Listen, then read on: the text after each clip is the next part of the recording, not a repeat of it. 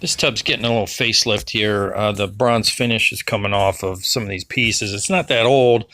I don't know if it's just a cheap product or bad water or both. I'm not sure, but I'm going to focus mostly on this tub drain here, the pop-up assembly, and the spigot here. You can see where the finish is flaking off, and the overflow cover is getting replaced also.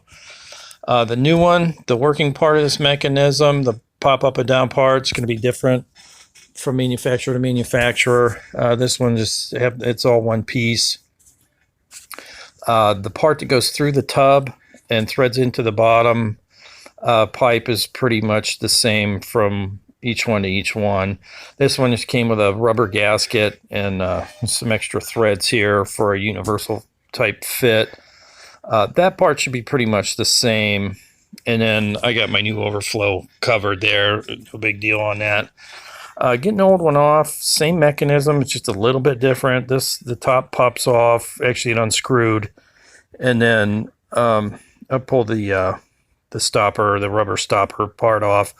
It had a plastic screw down through the middle of it. Had a heck of a time getting that thing off of there. I thought I was going to have to break it, but cheap plastic junk. I don't know why they do that, but there again, same type of mechanism, just a little bit different. So now that that's out, you can see the new one's just going to be the one piece that just threads in and you're done. Hopefully, if it has to come out again, it won't be as hard as that last one.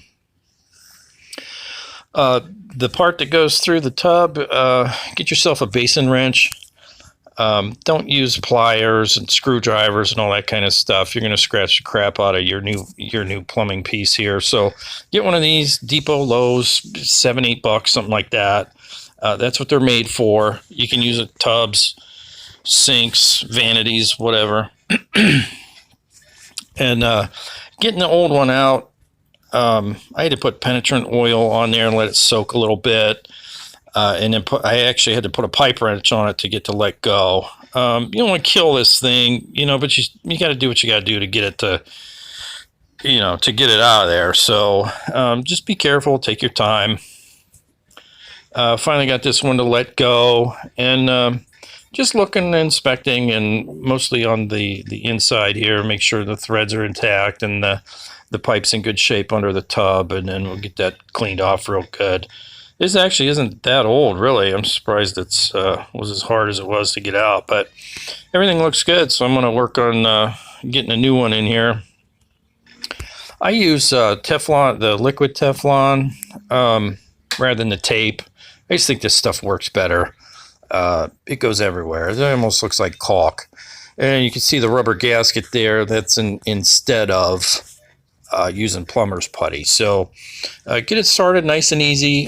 Don't get it cross-threaded. If you're fighting it, it's probably cross-threaded. So it should thread in there nice and easy. And then when you get it snug, this is one of those scenarios where cranking down on it's a good thing. So I put my basin wrench on there and crank down on that thing pretty hard. If you can get under the tub and inspect for leaks, that would be even better. I'm pretty confident this is not going to leak. And then the new stopper piece, that just screws in.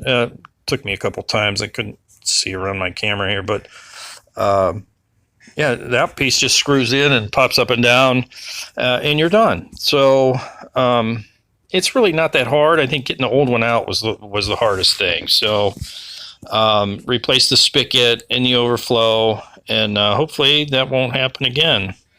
So yeah, it's not that hard, so hope it helps.